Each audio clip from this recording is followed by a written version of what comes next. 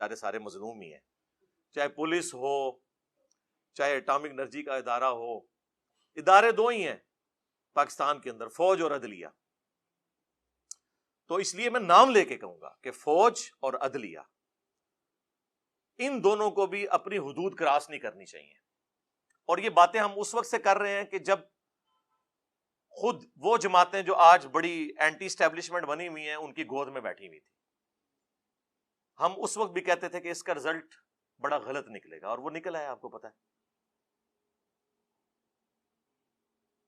تو یہ دو ادارے جو ہیں فوج اور عدلیہ، یہ بجائے سیاست میں مداخلت کرنے کے، اور اب تو خود بھی کہہ رہی ہے فوج، بار بار اعلان توبہ کر رہی ہے، لیکن ان کی توبہ قبول نہیں کی جا رہی پاکستانی عوام کی طرف سے. اس وقت پاکستانی عوام میں کوئی بھی بندہ نہیں ہے، کوئی جماعت ایسی نہیں ہے جو دل سے فوج کے حق میں دو جملے بولنے کے لیے تیار ہو. یہ جو کچھ بول رہے ہیں اوپر اوپر سے بول رہے ہیں، یہ آپ کو بھی پتا ہے. کچھ عرصہ پہلے نون لیگ کا جو بیانیہ تھا، آج بھی ان کا وہی ہے. وہ تو اپنے مفادات کی خاطر ظاہر ایک انہوں نے لبادہ اوڑا ہوا ہے. اسی طریقے سے عمران خان صاحب نے بھی جو پچھلی حکومت میں لبادہ اوڑا ہوا تھا نا، وہ مفادات کی خاطر اوڑا ہوا تھا. ورنہ آج جو عمران خان صاحب باتیں کر رہے ہیں نا، عمران خان صاحب کا شروع سے یہی بیانیہ ہے. 2001-2 کی آپ ذرا تقریریں سنیں، جو مشرف صاحب کو لتاڑا کرتے تھے، جو کچھ انہوں نے اپنی کتاب میں لکھا، یہ تو لے آئے تھے کہ ساڈا بندہ ہے، لیکن انہوں نے دسیا ہے تہاڈا بندہ نہیں، میں اللہ دا بندہ ہوں. ٹھیک ہے، تو اس کا نقصان ہی ہوا ہے نا. اور پھر دیکھیں کہ جب آپ سیاست میں مداخلت کرتے ہیں، چاہے فوج یا عدلیہ، آپ اپنے کام کوئی نہیں کر رہے ہوتے. پاکستان کا ایک ہی مسئلہ ہے کہ ہر کوئی دوسرے کا کام کر رہا ہے. ایک مسئلہ ہے. وہ ہمارے جو ایکس چیف جسٹس صاحب تھے، کبھی ہاسپٹل میں پہنچے ہوتے تھے، پھر انہوں نے کہا تھا میں نے ریٹائر ہو کے جو ہے وہ ڈیم فنڈ کے لیے جو ہے وہ خیمہ لگا لینا ہے وہاں پہ، پوری قوم کو بڈ بنا کے چلے گئے. ابھی تک بینکوں کے باہر جو ہے نا ان کے وہ لگے ہوئے ہیں چندہ فنڈ کے بینرز. لیکن ان سے کوئی پوچھ لے کہ سر یہ بتائیں کہ اس وقت پینڈنگ کیسز کتنے ہیں، تو وہ آپ کے اوپر توہین عدالت لگا دیں گے. آپ کون ہوتے ہیں پوچھنے والے؟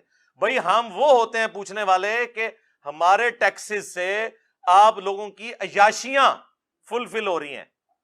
آپ لوگ 12 15 لاکھ پینشن لے رہے ہیں اور لائف ٹائم سیکیورٹی لے رہے ہیں. تنخواہیں اور پریویلیجز تو چھوڑ دیں، ہم بھی پوچھنے والے ہیں. آپ ملازم ہیں، ہم کوئی غلام ہیں؟ ہاں آپ غلام ہیں پاکستانی عوام کے. کچھ عرصہ پہلے خطبات جمعہ میں حضرت امام زین العابدین علیہ الصلاۃ والسلام کی مومنین کے لیے پڑھی گئی تھی، جس میں امام علیہ السلام فرماتے ہیں کہ لوگوں کے ظاہر کے فریب میں مت آؤ، انہیں یہ دیکھو کہ آیا ان کے اندر شہرت پسندی اور اقتدار پسندی اور ریاست پسندی، صدارت و قیادت پسندی ہے یا نہیں ہے.